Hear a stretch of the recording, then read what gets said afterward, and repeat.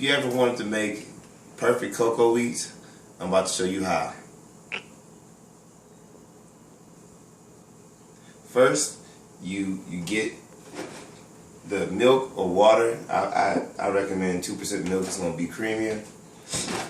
Then you get the actual cocoa wheats, a little bit of salt, and just your container, a pan, something. Okay. Pour your cocoa wheats in. Turn the fire on. I mean, just pour enough in there, as much as you think you need. Trial and error. And you want to put it on medium and high. And the key is to, get it to a boil and keep it at a boil so it stays real brothy. You get it to a real brothy boil and keep it there. Frothy. Frothy boil. You see how it's getting real frothy? That's how it should get. Kind of, like I said, keep it right there. Keep it right there. This is when everything has got to slow down. As it's still frothy, go ahead and put a little dash of salt on there. That's it. Just a little bit. It'll take a little bit of the top layer of the froth down just a little bit. You see it rise a little bit as you turn the fire up. Yep. Make sure you keep stirring the milk so it doesn't burn on the bottom, although I never really had that problem with burning on the bottom.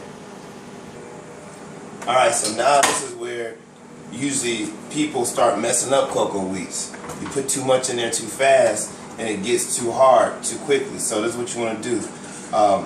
Get your little measuring cup. It doesn't matter what size, but just slowly pour it in there as you stir it up. As you see, pour it in there. Come on, get a close shot of this right here. Slowly, slowly, and you gotta keep it slow. And the moment you think that you need more, just hold off because it gets real solid real quick. It's starting to thicken up a little bit. And if I just let it sit, you'll see it'll start bubbling. I'm going to put a little bit more in there.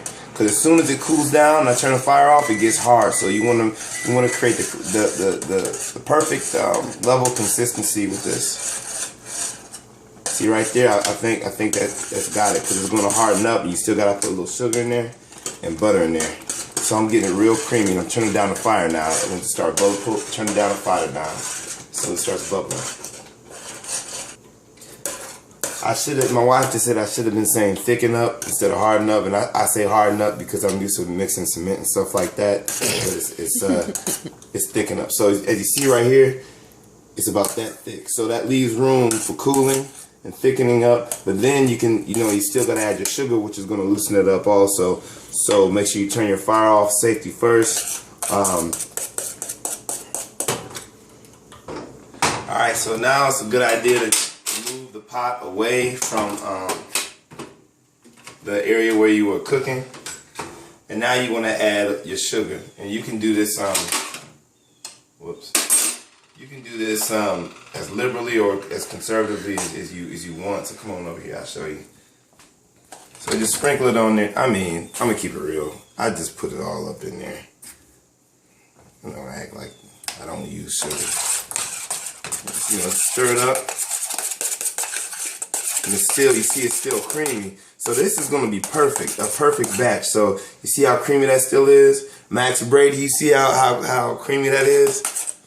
And then you just take your butter, put that in there,